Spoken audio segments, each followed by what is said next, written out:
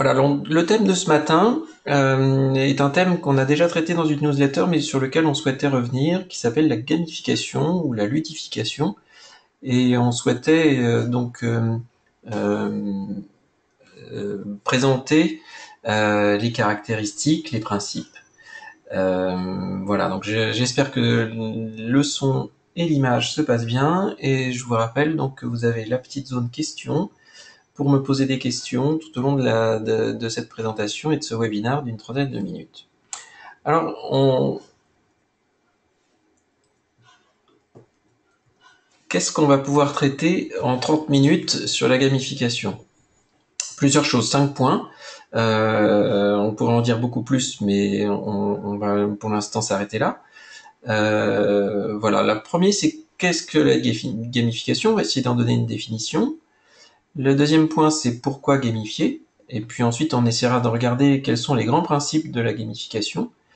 Et enfin, on va terminer par les avantages en formation, mais juste avant, on verra si ça permet de limiter les efforts ou pas en formation. Alors que je vous le rappelle, n'hésitez pas à me poser des questions si vous souhaitez traiter des points particuliers sur ce webinaire. Donc la gamification, c'est assez simple. C'est utiliser tous les mécanismes qu'on connaît dans les jeux, qui font que c'est attractif et que c'est ludique et qu'on s'y accroche, mais dans d'autres situations que le jeu. Donc faut pas confondre gamifier un contenu de formation et le transformer en jeu, en serious game par exemple, ce n'est pas tout à fait la même chose. La gamification, ce n'est pas jouer. C'est emprunter les mécaniques qu'on observe dans le jeu et qu'on utilise dans le jeu pour susciter l'intérêt, la motivation et l'attractivité, et utiliser ces mécanismes en formation.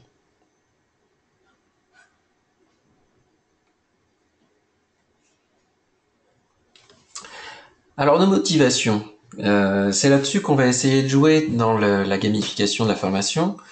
On est tous naturellement doués pour être motivés. Hein. C'est d'ailleurs ce qu'on met en œuvre au tout début de notre vie. On va apprendre à marcher, apprendre à parler.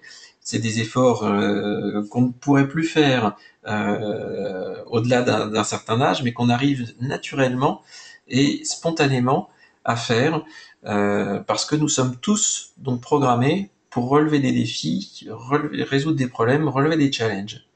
Et c'est là-dessus qu'on va essayer de s'appuyer, de révéler les mécanismes qui nous sont innés, naturels, et dont nous sommes tous dotés pour renforcer l'engagement et la motivation dans les contenus de formation.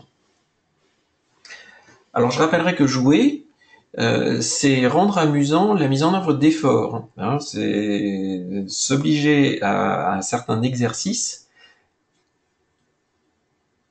Ah,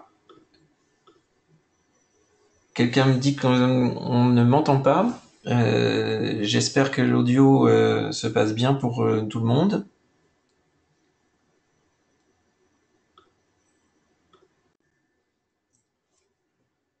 Très bien. Donc c'est juste un petit problème ponctuel. Très bien. Merci. Alors jouer, c'est donc rendre amusant les efforts, efforts qui peuvent être plus ou moins importants suivant l'intensité du jeu.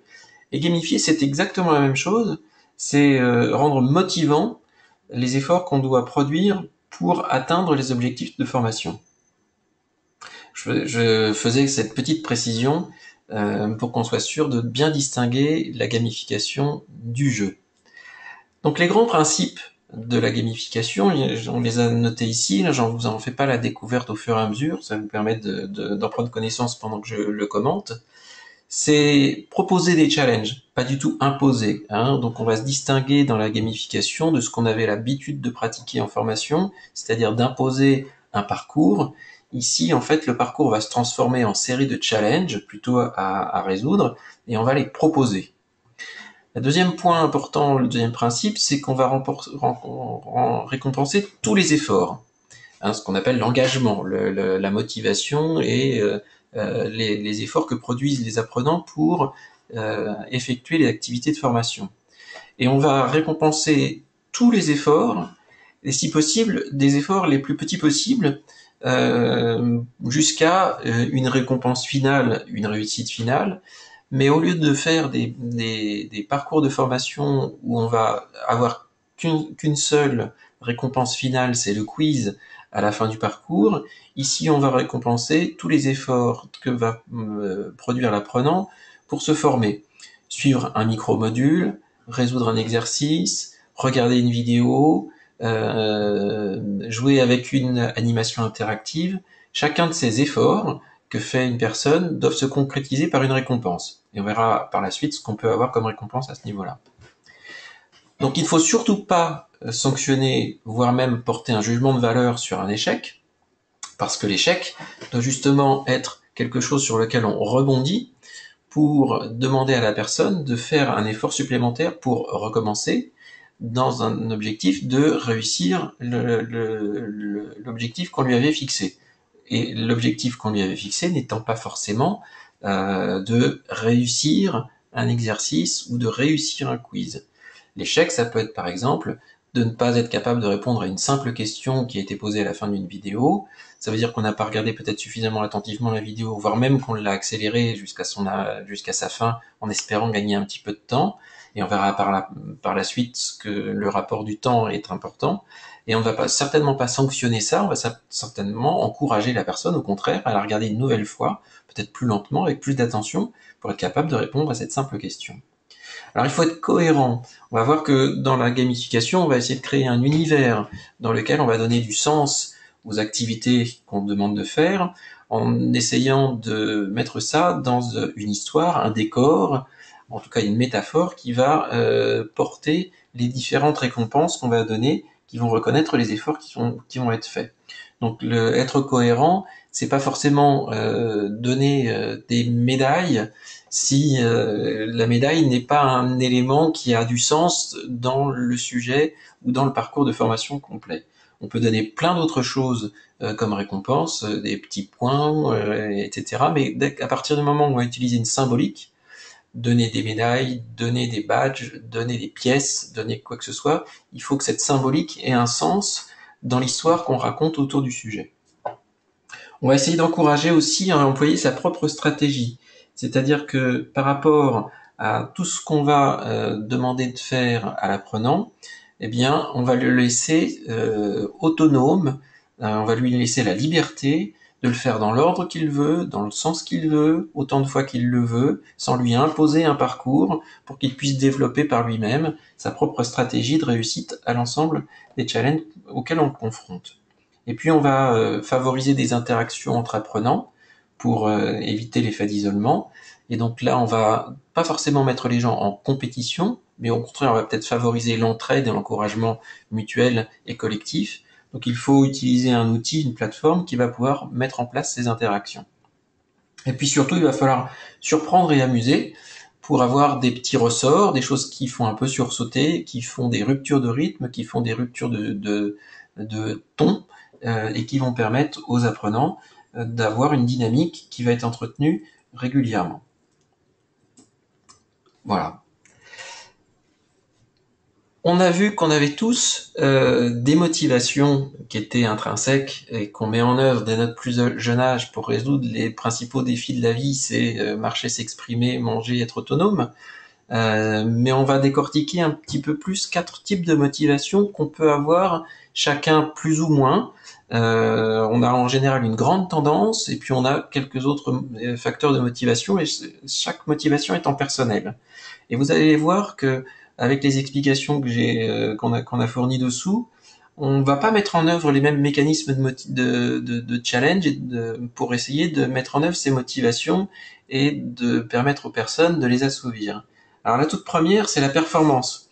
C'est réussir et que cela soit reconnu par des récompenses, des points, des badges, etc.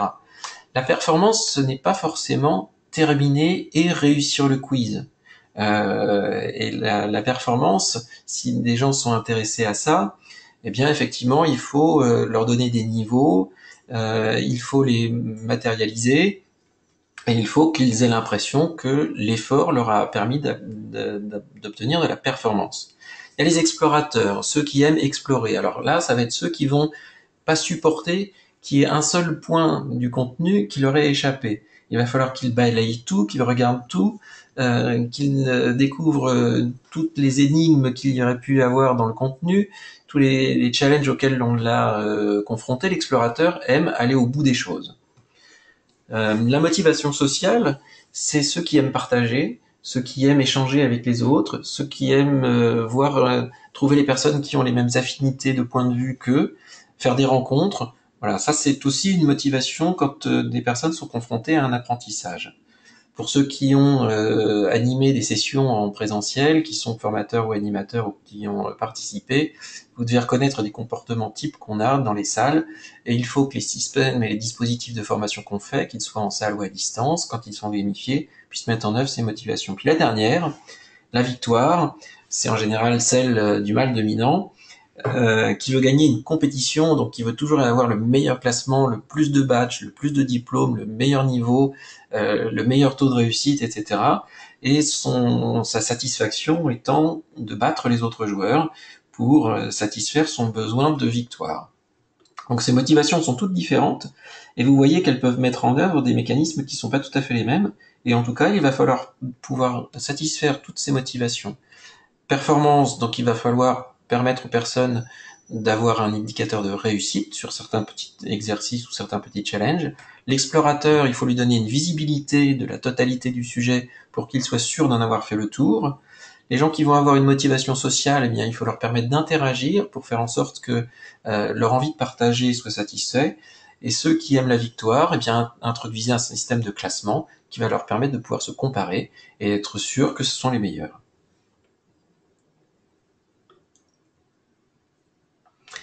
Alors, quand on met en place des mécanismes de gamification, qu'est-ce qu'on peut gagner?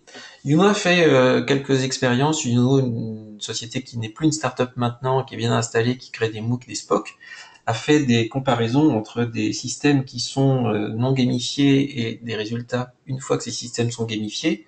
Voilà ce que grosso modo on peut attendre comme gain. Le premier, celui qu'on mesure encore souvent d'une manière quantitative dans la réussite d'un dispositif de formation, c'est le taux de complétion. Et bien dans le cas d'un MOOC ou d'un dispositif, quand le système est gamifié, on peut obtenir jusqu'à 40% d'achèvement supplémentaire de taux de complétion. Et puis quand on mesure les compétences acquises, en général on le mesure par un taux de réussite à un ou plusieurs sondages, quiz, etc. Dans un système gamifié, on peut atteindre jusqu'à 15% de compétences supplémentaires acquises dans un dispositif de formation qui contient des mécanismes de gamification. La gamification, en fait, c'est un processus permanent qui repose sur une mécanique qu'on appelle la mécanique de l'engagement et qui est un cycle à 3 étapes. Et chacune de ces étapes se répète. La toute première, c'est la motivation. Alors la motivation dans un système non gamifié, c'est on t'a demandé de te former et il va falloir le faire et on surveille. Donc la motivation, elle est de respecter la consigne et les règles, mais elle peut être tout autre quand on rentre dans un système gamifié où on s'appuie sur les propres motivations de l'apprenant. C'est motivations intrinsèques, comme on l'a vu, sur les 4 types et avec les quelques techniques qu'on a vues précédemment. Donc on va lui poser une question étonnante, on va lui demander de résoudre une énigme, on va lui poser un challenge, on lui va demander d'atteindre un certain niveau, plutôt que de lui dire « Tiens, il faut suivre le chapitre 1 ». Une fois cette motivation enclenchée, ça va générer de l'action, c'est-à-dire la mise en œuvre d'efforts de formation, lire un texte, regarder une image, faire un exercice, regarder une vidéo, lire un PDF, répondre à des questions, faire un quiz, c'est toutes ces actions-là qu'on va attendre, qu'on appelle les efforts de formation. Et puis le dernier élément, qui est très important, c'est le feedback. Donc il va falloir donner à chaque effort, en fonction de chaque action, que le système, que ça soit un système humain ou un système automatisé avec des plateformes dans une formation à distance, une reconnaissance de l'effort. Et c'est pas forcément bien merci d'avoir terminé ça. Ça peut être effectivement, dans un système gamifié, d'obtenir un certain nombre de récompenses qui peuvent être symbolisées par plein de formes différentes. simplement des points d'achèvement. Dans certains systèmes, on a beaucoup parlé de badge. Ça peut être des reconnaissances de compétences qui commencent à être connues sans forcément avoir été mesurées par des évaluations. En tout cas, le feedback doit dire oui, vous venez de terminer cette partie-là, vous venez de réussir ça, vous venez d'acquérir telle reconnaissance, telle récompense, vous venez ou au contraire, vous n'avez peut-être pas creusé suffisamment, vous n'obtenez qu'un demi badge, etc., etc. Le feedback va donc permettre de resituer le niveau de progression de l'utilisateur dans l'ensemble du dispositif. Et puis ensuite, il va à nouveau falloir le motiver, ce qui peut se faire aussi dans le feedback, pour enclencher des actions. Ça, c'est ce qu'on appelle la boucle d'engagement, et c'est ce qu'on essaye de mettre en œuvre dans la gamification. C'est mis en œuvre dans les jeux vidéo avec la notion de niveau à enchaîner les uns derrière les autres, le niveau de hauteur dans un classement, un niveau de compétence, des points de vie, des points d'aptitude, etc. Donc il y a plein de manières de mettre en œuvre cette boucle dans l'engagement pour avoir une continuité de l'effort qui permet de symboliser par plein de repères différents la progression dans le dispositif.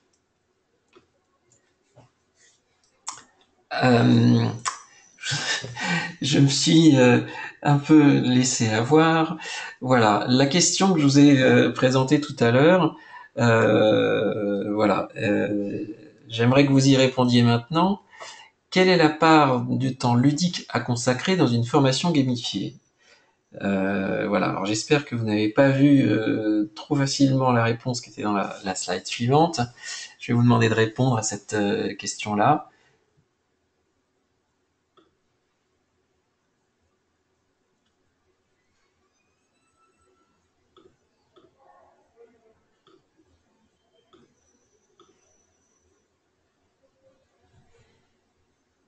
Voilà. Et je vais vous montrer donc le résultat. Alors 5%, oui, c'est trop faible. Vous avez globalement répondu plutôt 20 ou 40%, voire même 50%. En fait, la réponse, c'est celle-ci. Vous devez, dans un dispositif gamifié, avoir à peu près 20% du temps consacré dans le dispositif aux activités ludiques et 80% du temps à l'apprentissage.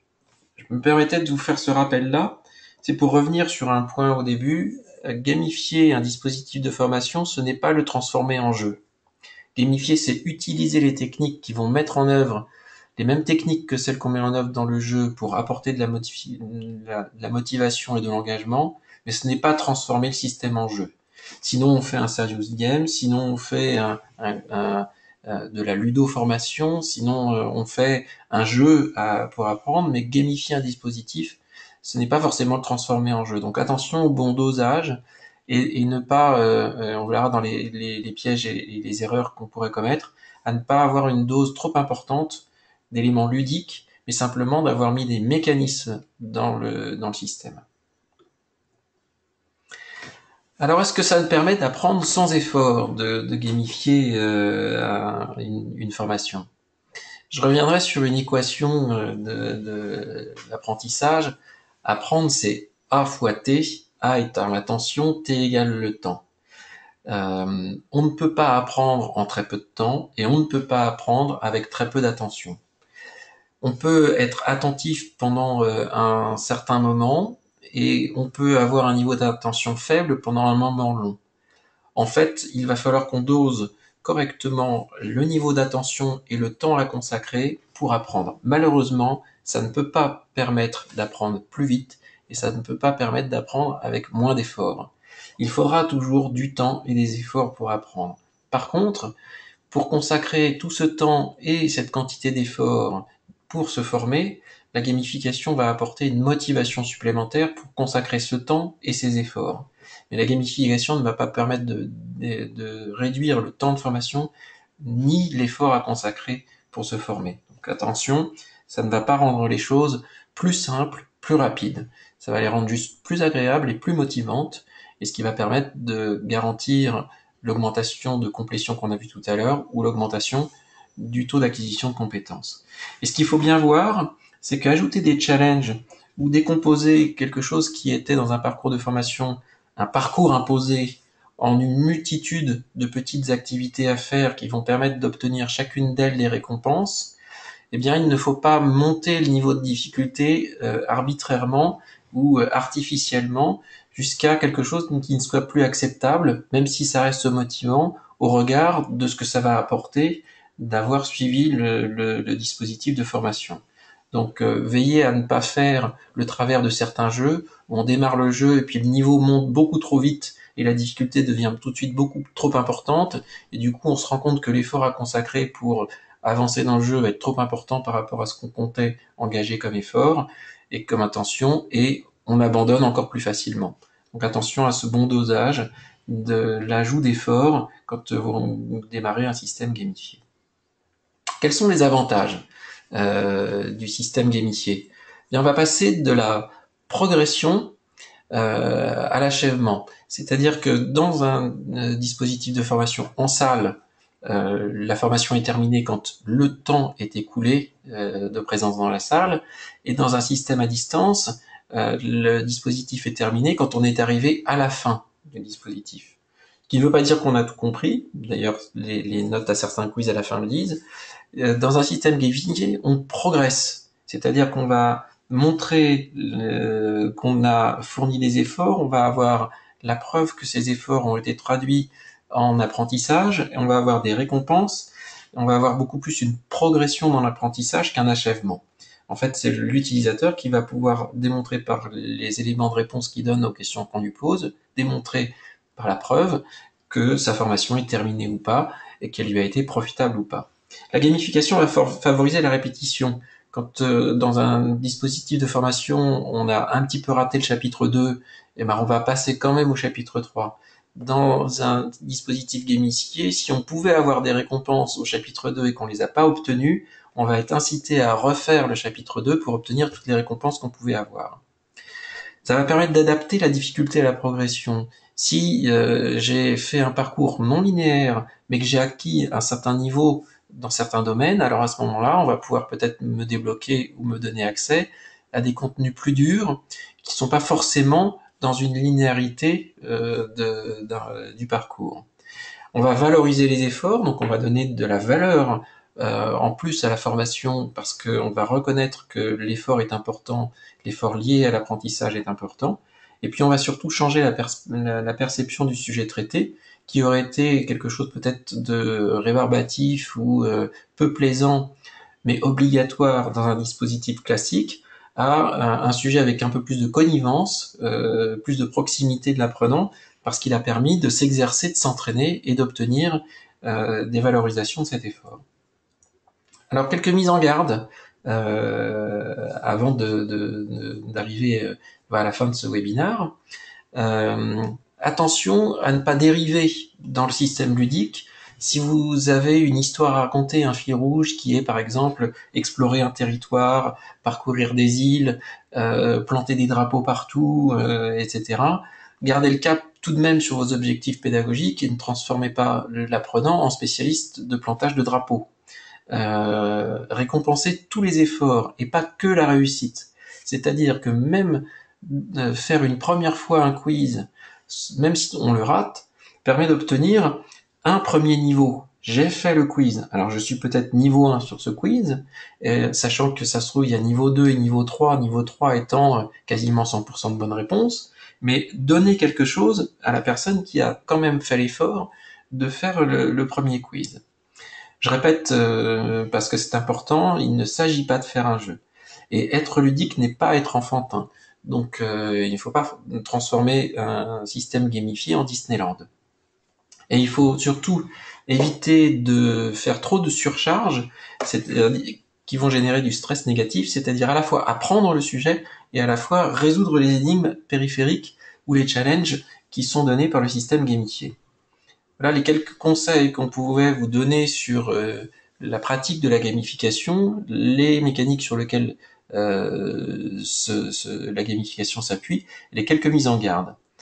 Alors, du point de vue du cerveau, qu'est-ce qui se passe, hein? Pourquoi est-ce qu'on dit que la gamification marche? Je ne vais pas rentrer dans ce grand discours sur le neurolearning qui fera l'objet d'un livre que la Digital Learning Academy va publier d'ici la fin de l'année chez Erol, 200 pages sur le sujet. Mais j'ai essayé de sortir ici les quelques éléments qui montrent que ça s'appuie sur des vrais mécanismes reconnus scientifiquement, la gamification.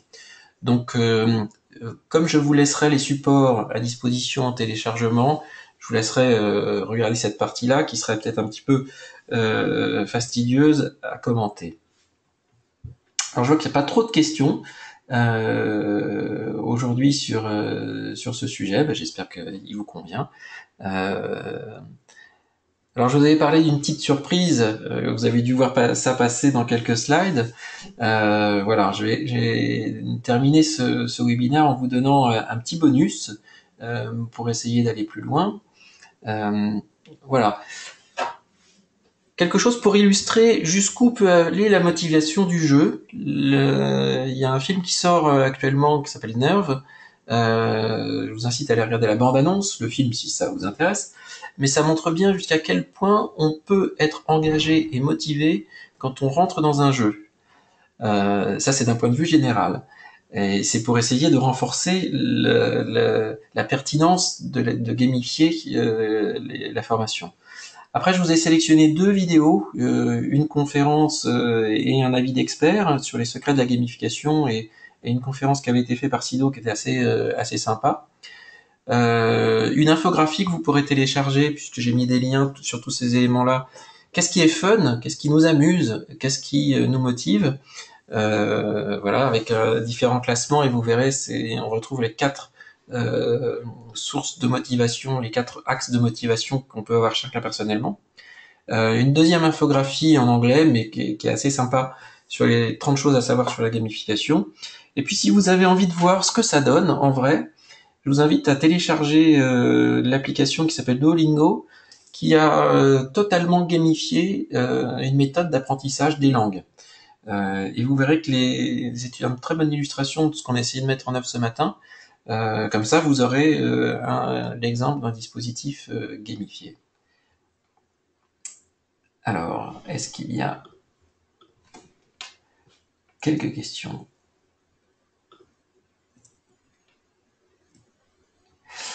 Alors, comment est-ce qu'on pourrait démarrer de la gamification sur une plateforme qui n'a pas de badge ou de points? Alors, vous allez manquer donc d'indicateurs de progression qui va motiver l'apprenant à voir qu'il collectionne un maximum de récompenses par rapport à ses efforts. Cependant, ça ne vous empêche pas, dans les feedbacks des exercices, dans les introductions et les conclusions de chacune des parties, de commencer à introduire un ton, une tonalité gamifiée sur lequel vous transformez l'énoncé, par exemple, d'une partie qui est comprendre la différence entre ça et ça pourrait être le titre, comprendre les différences entre l'ancien et le nouveau système, par une petite interrogation, quelque chose d'un peu plus intriguant, une petite énigme, saurez-vous trouver à la fin de ce module les 3 éléments qui permettent de distinguer les anciens et les nouveaux systèmes.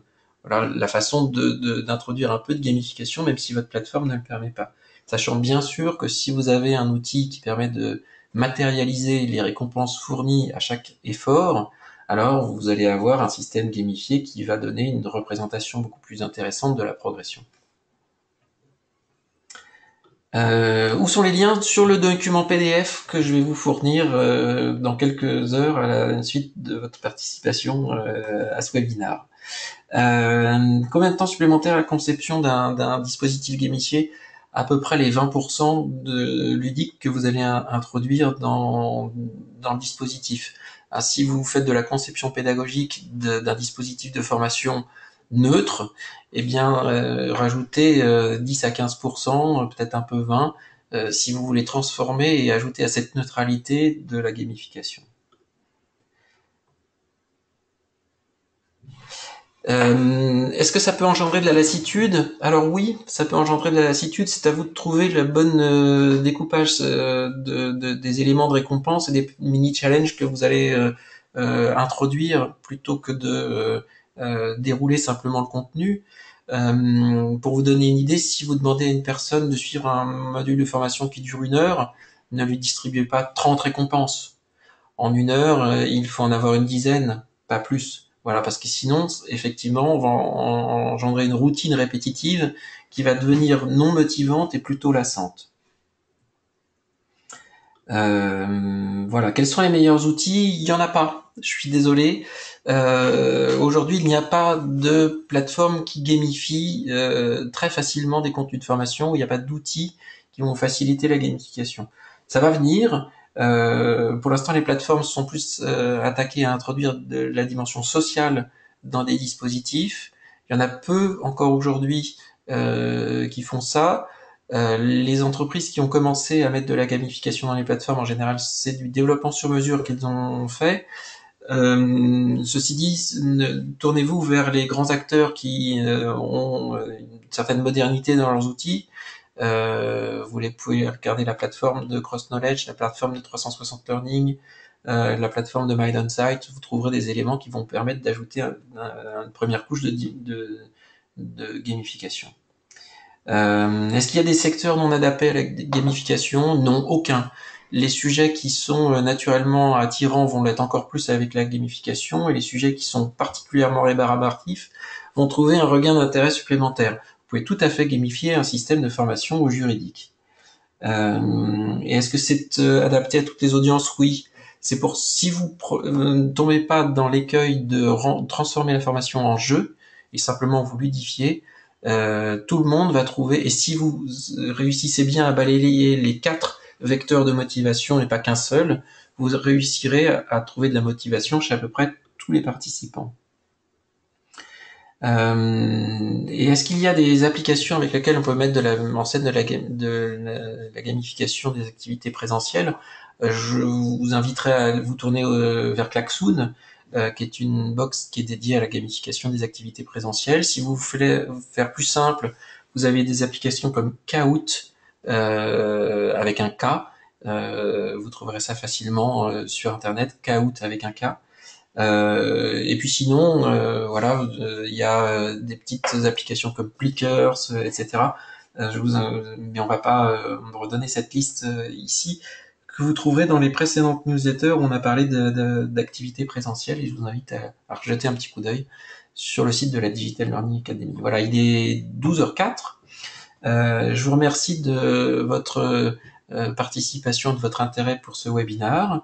Et puis donc on vous donne rendez-vous le mois prochain pour un autre webinaire, lundi pour la prochaine newsletter, mardi pour le chat.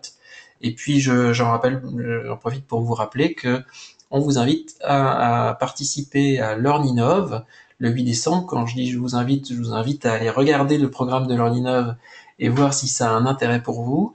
C'est une journée entière consacrée à l'innovation en formation le 8 décembre, et ça se déroulera dans les locaux de BPI France, qui est notre partenaire et qui nous accueille.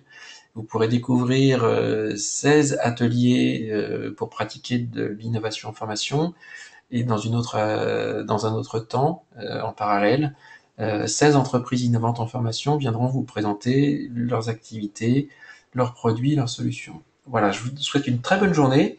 À bientôt, et puis merci de votre fidélité à la Digital Learning Academy. Au revoir, à bientôt.